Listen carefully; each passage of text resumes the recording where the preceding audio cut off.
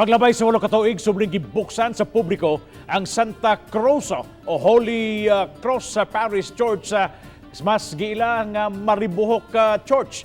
Gikalipay og nahimong emosyonal ang mga parokyano kay subli silang makasud silang simbahan.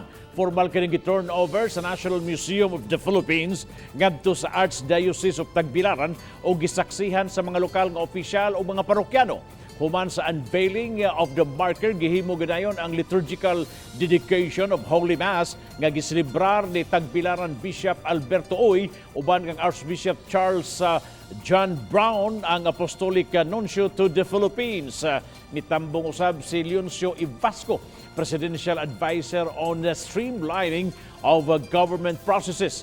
Mga obispo o si Spanish Ambassador Jorge Moraga Sanchez.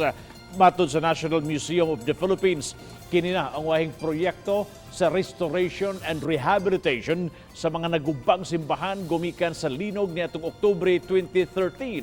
Ang Maribohok Church nga gitukod sa mga paring Jesuits o Jesuita niadtong 1767 gideklarar nga National Cultural Treasure niadtong 2010. Gibisita ang Maribohok Church gumikan usab sa mga miligrosong imahen sa San Vicente Ferrer.